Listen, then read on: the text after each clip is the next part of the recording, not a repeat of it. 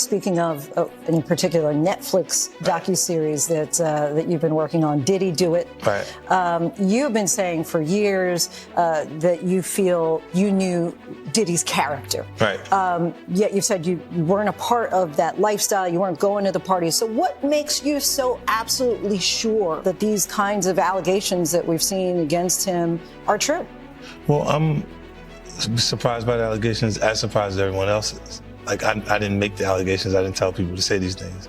It comes out, I see it in the news like everyone else, but I did feel uncomfortable with the way he represent the idea of going to these projects. To come party with me. Yeah.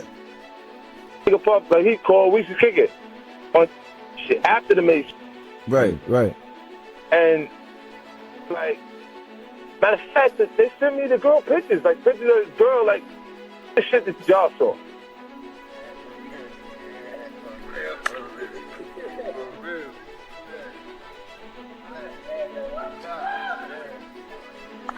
Now, Fifth, when you continuously call Puff, does that affect your relationships in Hollywood? I don't call him. I said, Let me read it, Fifth. Oh my God. Sorry I can no longer help you guys. Soon you will all be happy. You are all now left under leadership of Puffy Daddy. Report to the nearest rainbow. Dinner Thieves in theaters January 19th. That's why he says things. He doesn't even know what he's saying is like fruity. You know what I'm saying? Like, he says something fabulous and he goes, we. The hip-hop world is reeling after alleged footage involving Diddy and Burna Boy surfaced online, igniting a storm of rumors, silence, and uneasy speculation. What once looked like a powerful alliance between an African global star and one of hip-hop's most influential moguls now feels like a fault line running through the industry itself. As whispers grew louder, 50 Cent finally broke his silence, not to fuel gossip, but to examine the power structures behind the moment. He reframed the controversy as something far more dangerous than a leak, a reminder of how control operates behind fame, and how when silence finally breaks, it often reveals not chaos, but structure. Isn't it weird that the government was so interested in Diddy's baby oil that they took 1,000 bottles away from his house? If the government took 1,000 bottles of baby oil and somebody had things what appeared to be baby oil, and then you have to listen to the prosecutor. He said that they seized 1,000 bottles what allegedly to be baby oil. Allegedly to be baby oil. So that's telling people that it wasn't baby oil. And people think that that was baby oil, they out their mind. I don't believe it was baby oil. Yo, bro, when they went up in there, they knew what they was gonna find.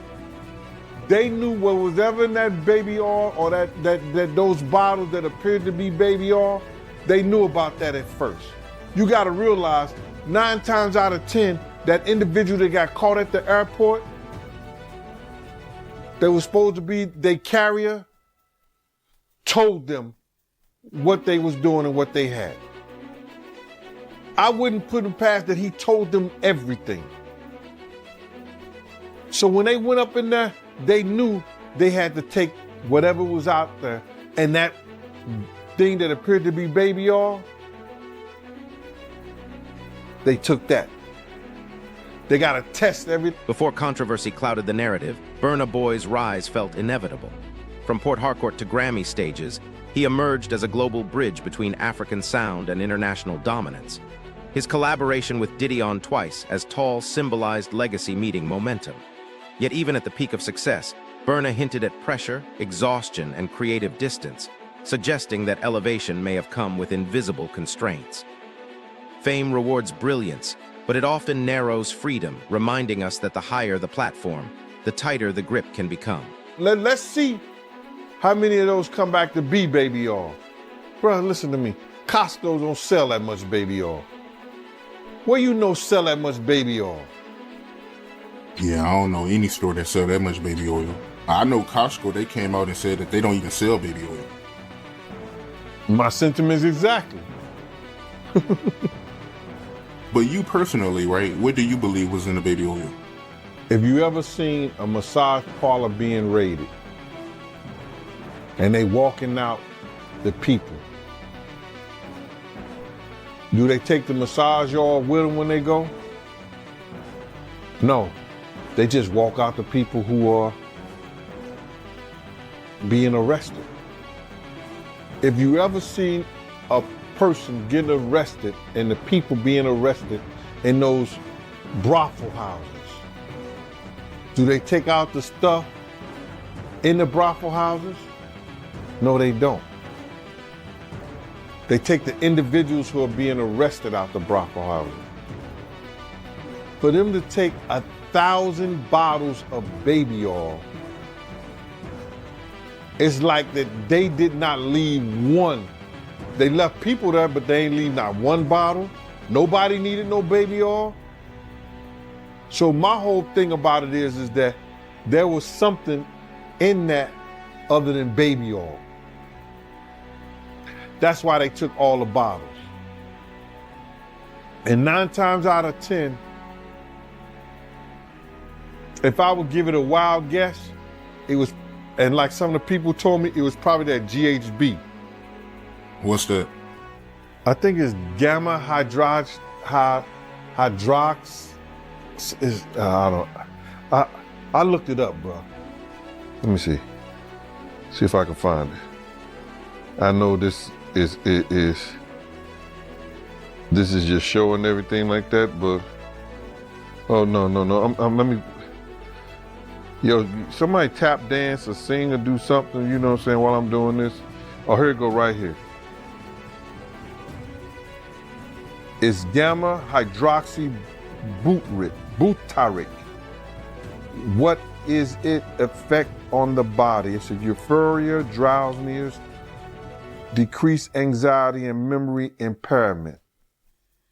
It works on the nervous system and gives you this feeling of euphoria. So they take that and rub it on her, and you forget who you are, what you're doing. It can also give you memory loss, drowsiness, and that's under the DEA, the Drug Enforcement Administration.gov. When the alleged footage surfaced, Burna's past words took on new weight. Cryptic posts about fake kings and freedom stopped sounding poetic and began to feel confessional. Fans dissected lyrics like evidence. Then 50 Cent entered the conversation with a line that echoed across hip-hop. These dudes play God with people's careers. It wasn't commentary, it was indictment. The statement reignited debates about mentorship versus manipulation and raised a deeper question. When art becomes coded language, how broken is the system already? Not even gaming because you won't claim it. No, you want to sit around and pretend to like bitch. That's what y'all do. And then you get these hard Jocelyn. So I'm just like curious. these are the you like half man. No disrespect, but Jocelyn rough. Them shoulders is. And the way she like running up on, I already know she done strapped up on you. Ooh. So Jack, let me ask you. There's one. Some of the shocking things. I hear that mean with a harness. Oh. Okay, not a harness. Yeah. So I gotta ask you this. I'm sure somebody's already asked you this, but have you ever been to a P. Diddy party? Yeah, several, many, honestly. And so, can you take us through like what goes on, like when you were there? What did I say when y'all asked me about why was the TD Jakes at the Diddy party? Yeah. What'd I say? Money. That's correct. Were you surprised that there were so many cameras in his houses? No. That he was recording these? Of course. He is the J. Edgar Hoover of hip hop. Okay. Y'all done seen him put on the pyramid with a skirt? So let me ask you, when you hear that Cassie was told to hire male escorts to come in what they call freak-offs now. Yeah. Is that something normal that happens in Hollywood? Yeah. Freak-offs. Yeah. Okay. Everybody know that. I've been saying it. Yeah. Yeah. How many times I got these is wild. So do you feel like people, when they hear pink cocaine, Young Miami has to bring across? Wait, the Tusi. Yeah, the Tusi. That's what they call. I found out. I talked to my drug guy because I wanted to be informed. Because people was calling it Tusi, that's calling it the Tunchi. I didn't know which one it was. So I talked to my drug guy, and my drug guy filled me in. And then it made perfect sense. Tusi. Talk to him. Drugs with Jaguar. Let's talk. Drugs education. 101. So Tusi is the cocaine, but they take the ketamine and cook it up. And they fold it into the coke. Now, if you don't know what ketamine is what they call on the street Special K. It's a veterinary drug. It's a horse tranquilizer. Now, gay men have been using this for years. See, back in the day, if you went to a gay party or a gay rave, there were certain drugs that you would always find on hand. Viagra, ecstasy, Special K, and cocaine. Now, see, the cocaine keep you up all night, but unfortunately, it gives you limp noodle because of what the blood flow is. So you with a half-hard dick all night. So that's why you have the Viagra to make sure that the dick involuntarily stays hard while you're numbing yourself with the coke. Now, see, the ketamine, that's a horse tranquilizer, so that relaxes all your muscles. You could get by 80-ton gorillas. You wouldn't feel a thing. So now, your dick is gonna stay hard, you numbed up, and you high. You got the ketamine in you, so you don't feel shit. And then you add the ecstasy to put in the feeling that you've now blocked out, and now you got a party. Freak off cock. Behind every creative partnership lies paperwork, and Diddy has long understood its leverage. Sources claim Burna's deal included shared control over royalties, distribution, and touring, standard on paper but powerful in practice. Legal analysts argue such agreements often blur collaboration into control, turning artists into assets. That means Burna's frustration may not be emotional alone, but contractual.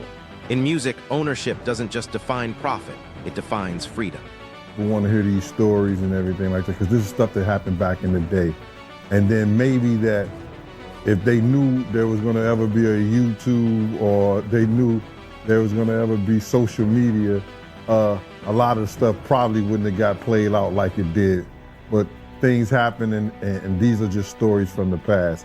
I would like to use that as, what you call that, just to clear the facts up what's going on. But it all started, we was in Atlanta. And this story starts when I'm with Puff, and he's in exotic bookstores, and he's doing shopping. Right, he's shopping, getting his stuff and everything like that. So, you know, this is the first time I was ever in an exotic bookstore with Puff. So, you know, I'm giving him his space. He's taking things off the shelves and stuff like that, because they gave him a brown paper bag. When they gave him a brown paper bag, he was just putting stuff in there. So I said, damn, you know, he got to go put it on the counter and, you know, show everybody what he's getting. So as he's going, I'm just looking at the places where he's picking stuff from. But there's one part he picked up some things from up here on my left side. And then he picked like quite a few of them down. I'm like, okay. He put them in the bag. So when I went by there and I looked up there, and it said butt plugs. And I was like, hey, yo. I was messing with him. Because people don't understand, you know, we was like friends. He was a part of the same gang. So I'm still gonna tease him. I'm still gonna mess with him and everything like that. I could do that. It wasn't just no security thing. So I say, yo, what are you getting this for? And it said butt plugs, and he was like, yo, can I do my shopping by myself? I said, yeah, you could do it by yourself, brother. And he started walking and everything like that. When he got I just waited at the counter. When he got to the counter, he didn't even have to show the guy nothing. He just gave the guy a wad of money.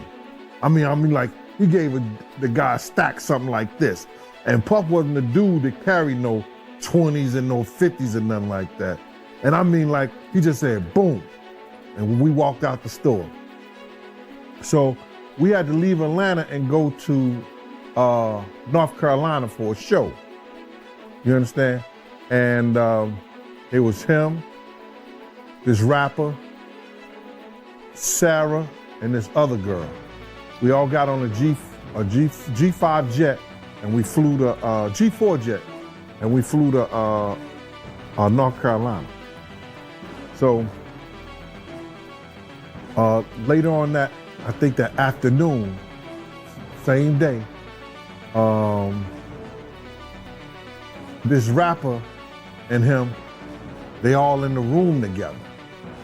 You know, it's Sarah, the girl, Puff, and this dude, this rapper. So as the controversy grew, fans split sharply. Some accused Diddy of exploitation. Others claimed Burna betrayed the man who elevated him. Amid the noise, 50 Cent cut through with a calculated reminder. That's why I own my masters. It wasn't a flex, it was strategy. His warning exposed how mentorship can slide into manipulation and how alliances collapse when power outweighs balance. Power alone doesn't destroy partnerships. Imbalance does.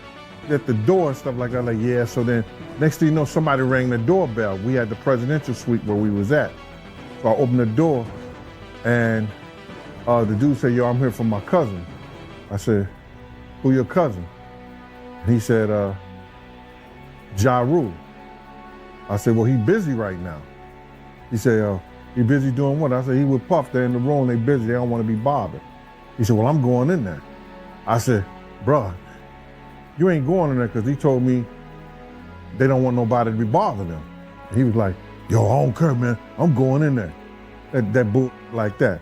I said, yo, bruh, Jesus Christ had to come down here and take the air out of my body before you get in that room right there. Watch. He tried to bum rush me. I grabbed him and threw him against the piano. When I threw him into the piano, Puff and Ja Rule runs out the room. Puff got his towel, Ja grabbing his towel, but they butt naked. And so then Ja was like, yo, what's going on? Yo, G, that's my cousin. He know me well. You know, and Puff was like, yo, G, what happened? I said, he tried to get in the room. I told him he couldn't get in the room. And he was like, he just looked, Puff looked at Ja. He said, yo, Ja said, you ain't want to go in that room. There's a lot of freaking going on. So I was like, oh, he said there was a lot of freaking going on. So that was basically that story, man. You know what I'm saying? They went back in the room. Dude felt a certain kind of way, and he left out. So I seen them at the concert the next day, and they tried to, you know, form up against me.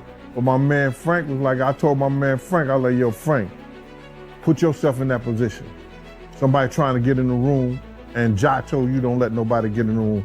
What would you do? Now, y'all can do whatever y'all want to do, man, but you know I ain't taking no losses.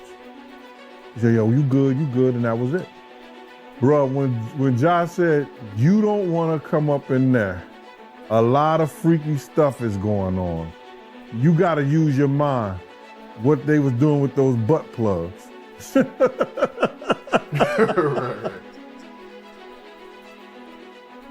Yeah, that was crazy. He should have enough money to He check. put the boots to that girl. She's supposed to be a good bitch. No matter who she with. All the time he putting a groom in her. Of course he thought it was still gonna work. He thinks he's God. Right. He ain't doing shit. Raped the f out of that bitch, put the boots to her last time I seen her. Her and her trainer, boyfriend, husband. I don't get no. So you hear about stories of Diddy like shooting people, Yeah. blowing up cars. Yeah. Is he this gangster that behind the scenes that is that him or is that people Shout around out to Wendy Williams, the first woman to uncover the homo thugs. That's what these down low bitches was called when Wendy first started talking about it in the 90s, the homo thug. She talking about Diddy. And then what's the stuff that's happening with Wendy Williams, you think this is all connection too? Of course. They've been waiting. He's been waiting. He was waiting for Kim. Remember? He was waiting. The casket was ready. She was literally casket ready. Some people are saying the whole Wendy Williams documentary that she's pretty much allegedly playing this way to keep herself safe from him, from any unaliving. It's been working for Orlando Brown. Why wouldn't it work for Wendy? To play crazy. Why wouldn't it work? Hey, look. Hey. The oosh gosh whoosh wash. Orlando's brilliant. Right. Yeah. Y'all spent time with him. We did. He's highly intelligent. Yes. Imagine what it's been like to wear this character for this long. No. I can only... That he does is a character. Actually, the shit he does online is the best acting he does. Is he speaking truth? Of course he is. You know? We seen Quiet on set. Major pain in his ass. Literally. Since he was a kid. Man. And in milk. Well, talking about expensive pain. In his ass. Wait, this is Philly you're talking about now. Wait a minute, Jack. Me. Wait a minute. He's a f***ing Fruit Loop. He Diddy fried. This is Philly. He's a deep fried period. He Diddy fried. He Diddy fried. He the Diddy do-I-bop. Me. Real rap. You think that audio that they put out was real? Yeah, that was him. Nicki put that out there. That Nicki recorded that at the off in the Calabasas. She been waiting to drop that shit on Meek. Oh, man. She just wasn't gonna tell nobody it was Diddy. But now that Diddy out there, why not? So then who's the guy who's claiming he recorded it? Oh, somebody that got paid? Yeah, he said like I was standing somebody outside the door. that got paid. Yeah. Just like it wasn't seminal fluid that Justin Bieber was wiping away from his mouth when he brought his face up from Odell Beckham's groin in a club with Trey Songz on the lookout. The images are there. Diddy five. Hashtag no Diddy. Beyond contracts and clips lies a deeper reckoning about responsibility, where guidance ends and dominance begins. Burna Boy's journey reflects a harsh paradox of fame. The higher you rise, the less you may own yourself. Stripping away glamour, 50 Cent framed the situation as a cautionary tale, arguing that fame without autonomy is simply another form of labor. Influence without accountability, he warned, eventually exposes itself. About the money. They saw what he did to Cassie. With the kicking, the punching. They saw what they did to Cassie. They know did nobody in America like that. So now, these people are represented by a brand. Whether it's some about the music, clothing, movies. They're not gonna come out and speak on nothing that has anything to do with them. And they praying that they not on the tape doing crazy stuff, being oiled up in the whole 9 yards. They praying. So until the feds say, hey, yo, listen here. We got you on, hey buddy, we got you on this tape, and girl looked like she was pretty young. We're not gonna show it, but we need you to come and testify against Brother Love, P. Diddy, Puff Daddy, you know, Sean Combs. That's when they're gonna start talking. And they're not gonna be talking in his favor. when the feds come to them and show them what they got on tape. Because if he had 250 tapes all over, 250 cameras all over the house, somebody got caught stealing a cookie out the cookie jar. It could be your favorite pastor. It could be your favorite politician. But they didn't think they was being watched. And Brother Love was watching. Yeah, I mean, TD Jakes, he haven't even came out and said anything. And him and Diddy was real cool. Amen. Amen. Yeah, man. And I know the people in the congregation over there is shaking in their boots because this man then led them probably, allegedly led them to damnation because those people's hearts are going to be broken if that man is seen on those tapes doing anything. Because people always put their faith in the pastor instead of putting their faith in God. And what they need to do is understand that he's just a man. And he has a history. It's not looking too good for him.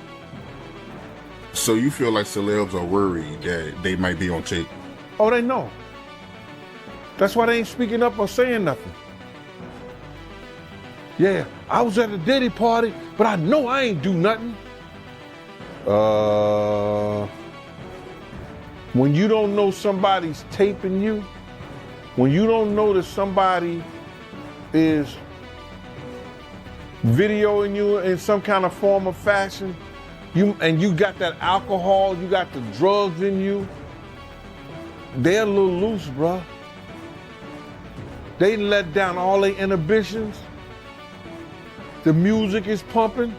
He said it himself. He got it so hot in there that you gotta take your clothes off. He said that himself, bruh. So a lot of them, like what he said? I think a lot of them was being swallowed. Have you ever been swallowed?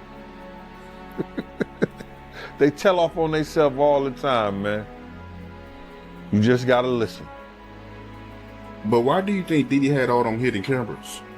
Bruh, when you that powerful, you didn't get that powerful without having 1 or 2 or maybe 3 ups on somebody. Diddy always been the type of individual that want to have ups on the next person no matter what they was doing. Like, he always played artists against each other. He did it to Big, he did it to Craig Mack. You understand? I said before, he did the stuff to Ja Rule, you know what I'm saying? So had the ups on Ja Rule so he could go after Jay-Z. You understand what I'm saying?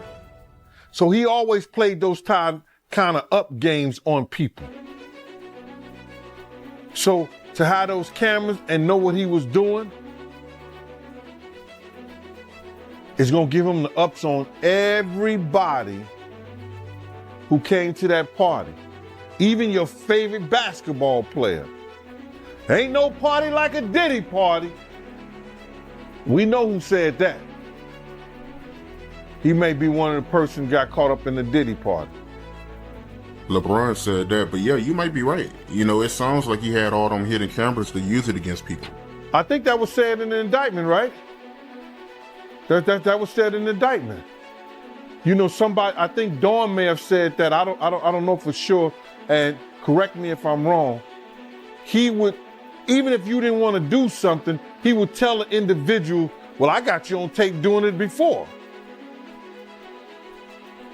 And the person would feel pressured in having to do something or come and do something at the party or be at the party because he already had him on tape right then and there. But what you think when you do it the second time? He's still gonna have you on tape.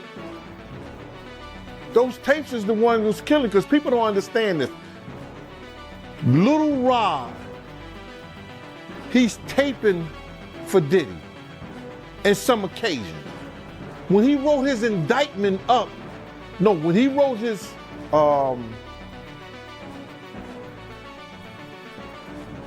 when his lawyer wrote up his briefs and submitted it, he must have had some kind of, he must have been a prosecutor somewhere or something like that, because he wrote it up like it was an indictment. You understand? Saying all the stuff that had happened.